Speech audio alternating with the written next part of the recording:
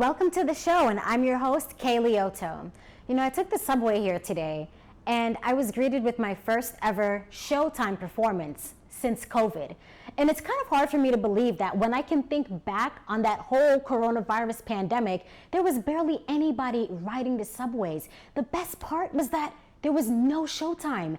And now today, I've got to be like ducking, and there's people dodging, trying not to get kicked in the face. And I'm just sitting there like, can we go back to that where I could just sit on the train with no expression on my face, just have my headphones in and not have to worry about kids swinging around on a pole? But no, we can't go back to that time because that was a pretty terrible time. But I'm happy to announce that today on the Kaye Liautaud Show, I have a very special guest. She's going to share some poetry and some self-expressions. Her name is Tamra Cosby, also known as Mama Cosby. Coming up today on the Kaye Liautaud Show.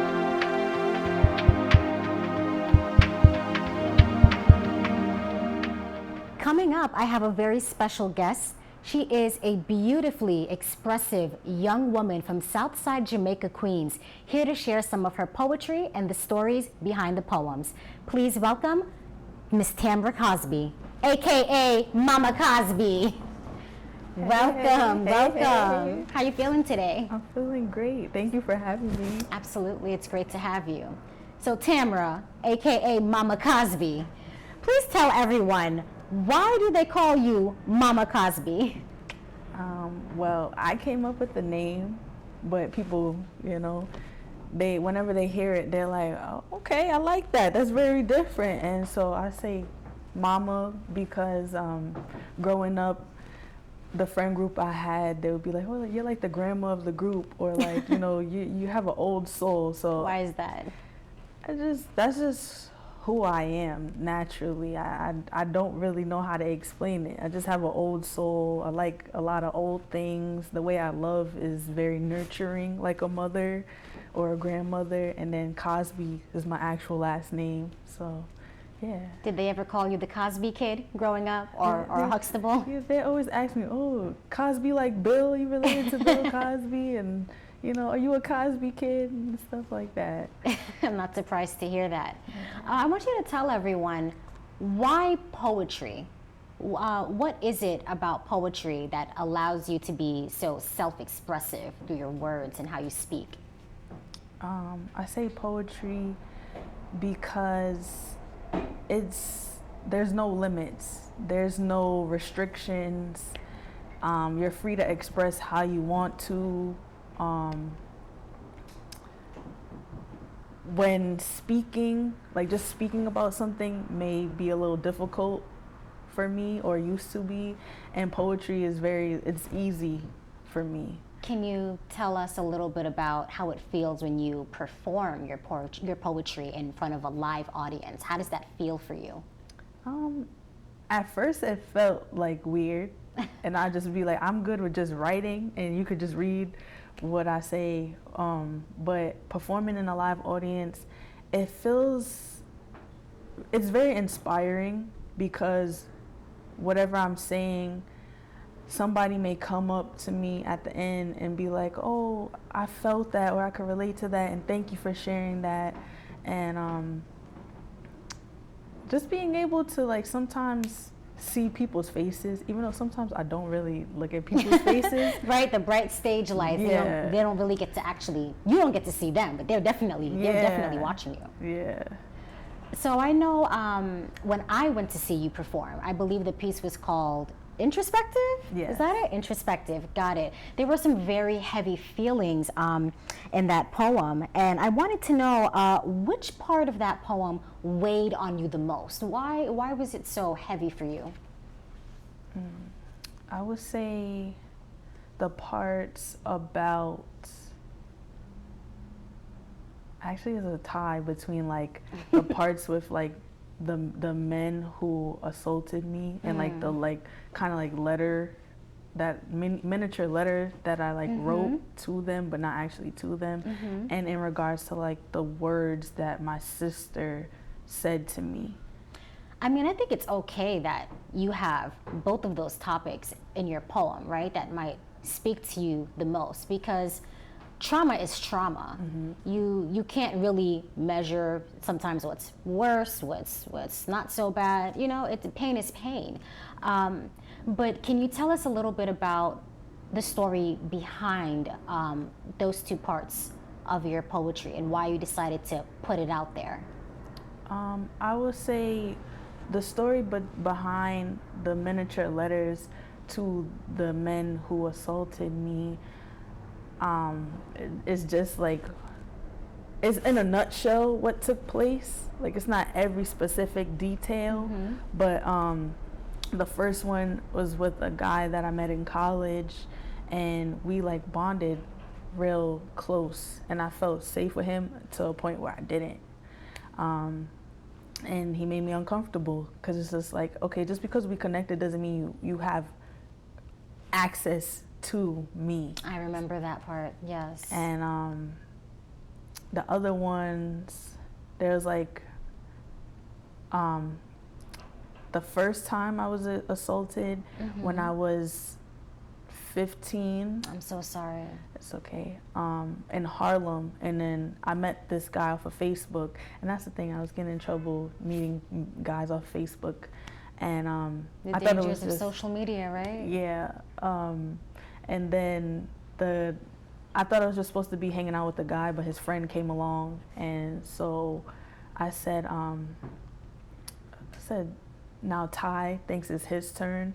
So like once the guy that I met on Facebook like was finished with me, his friend came and was just like, oh yeah, it's my turn now. But then somebody like came in the stairway, but like we didn't see them, we just heard it, and he just like left me alone. I can only imagine how difficult that must have been for you to process. How has your healing journey been? I'm healed from those things. Like Introspective, I wrote in 2019, December 2019-ish, as a final in my poetry class in college. I went to LaGuardia Community College, and I ended up submitting it in my school's literary magazine contest, and it got picked. It wasn't the one that got picked to win a prize, but it got picked to be published. Right. Well, congratulations. Thank you. Would you say poetry is something that has helped you in your healing journey as an easier way to get your feelings out?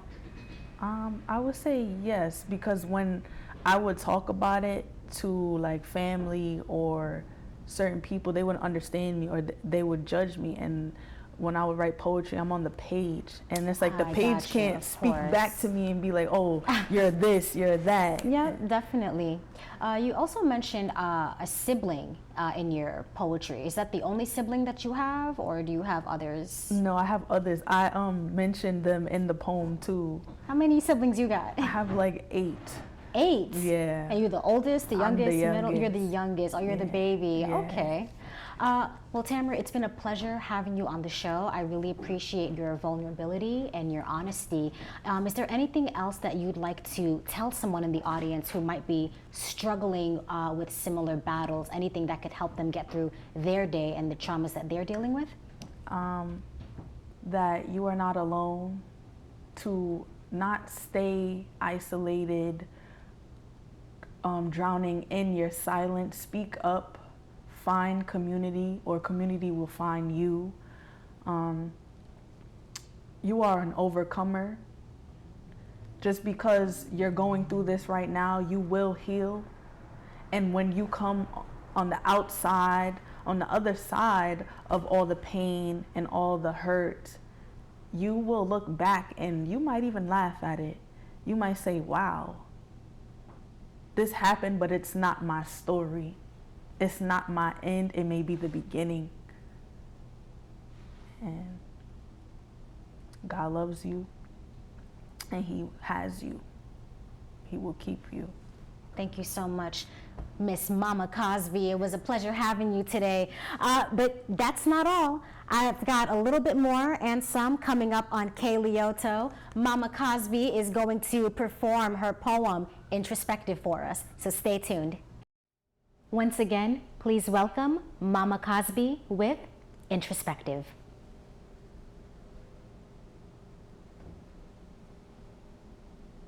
Dear Jonathan, Looking at my GPA reminds me of you.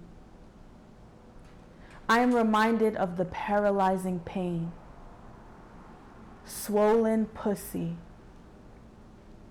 Your peculiar smile in my head like a catchy commercial. Some niggas never get off probation. Your excuse to stay inside of me after revoked access. Empathy for our life wounds led us through a shower, hands intertwined to your bed. I never thought you would be another rapist I knew by name. Heavenly Father, thank you for my place on your wake-up list every morning. Thank you for blessing my beating heart with empathy, passion, and purpose. Sometimes I question, why do you love me? Why did it take this long for me to love you back?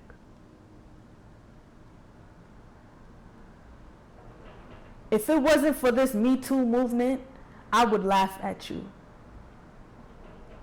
Daughter of transit workers, Keith Cool Kaz, strong boxer, Suzette, dimpled, light-skinned, short, strict.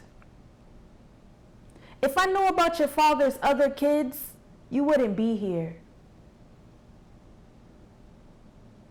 Insults from a drunken bitch. Oops. I mean my older sister. Raggedy ass, hot hoe, get your life. You're a disgrace. My daughter is doing better than you.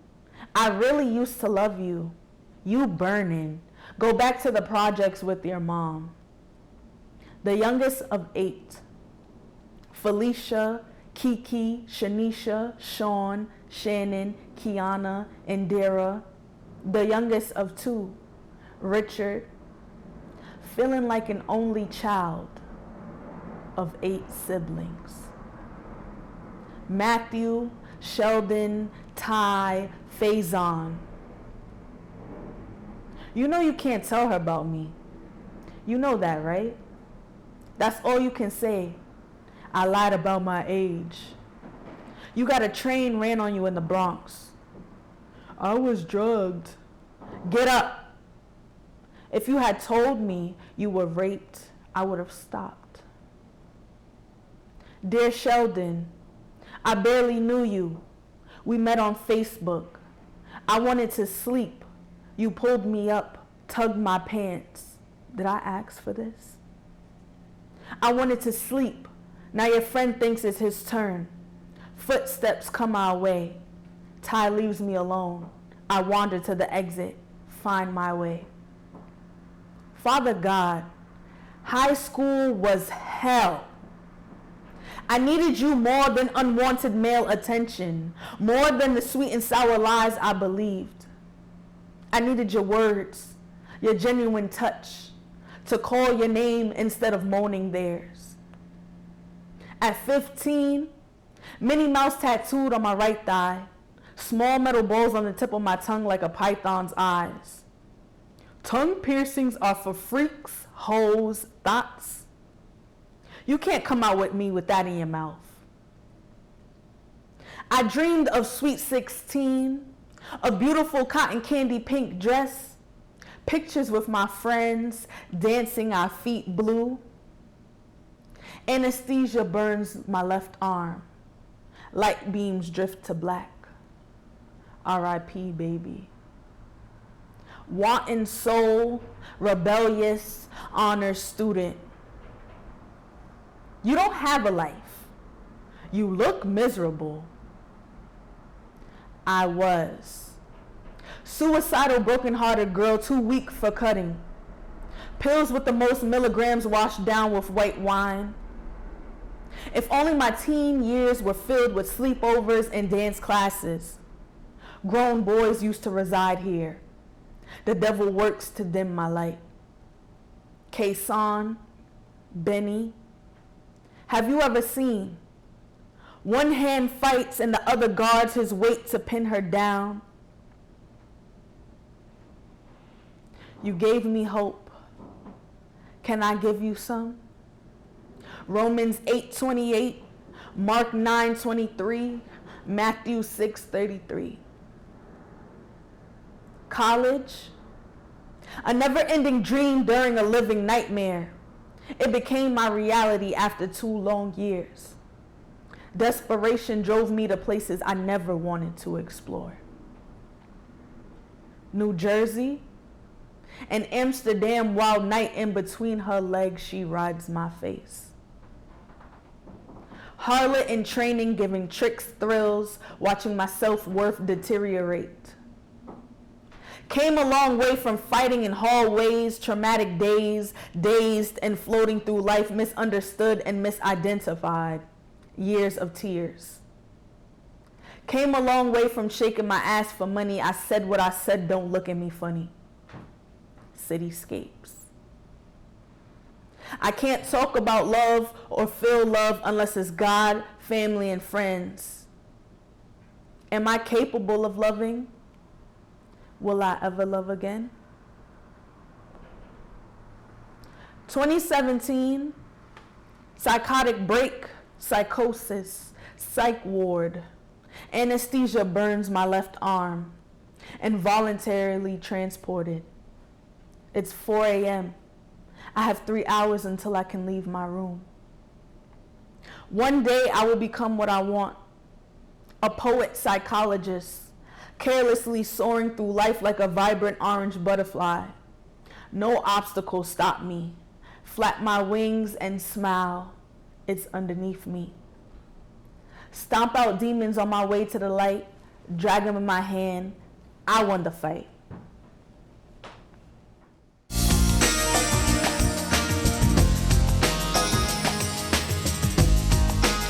Welcome back to the Kaye Liautaud Show, and I'm your host, Kaye. I want to share with you guys a very unique, kind of a vintage piece that I found by Kate Spade. I like whenever I find unique pieces that I can share with you all, maybe give you a little fashion inspiration.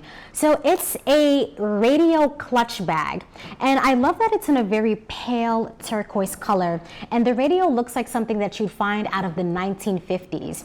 It's also lined with a gold plating, and the closure is a golden bow that says Kate Spade at the very top. And I think the best part about this bag is that it's a conversation starter. So if you're a wallflower like me and you don't like to talk too much at the parties, this is sure to grab people's attention and it'll make it easier for them to come and talk to you. I'll show you what the inside looks like. It's pretty easy to open. You have a little zipper closure in here with a pouch where you could put your phone and some slots to put credit cards in. It also has a golden handle so you can wear the bag over your shoulder. As far as where to purchase this bag, it's a pretty old piece. I think this came out in 2013, but I was able to find it from an eBay seller, and this was maybe last month or so. It was pretty hard to find this bag, so I was happy I could get my hands on it. You could try eBay again, just type in Kate Spade radio clutch, and they may have a few left, probably in the light pink color. But I love how unique it is. It's very versatile. I could see myself wearing this with like a dress, maybe some pants, maybe for a casual day out. The only thing I wouldn't wear this with is probably sweatpants. But I hope you love it as much as I do, and maybe you'll be lucky enough to find one on eBay. And also Poshmark. I'll try to post a few links below and see if I can help you guys find one yourself.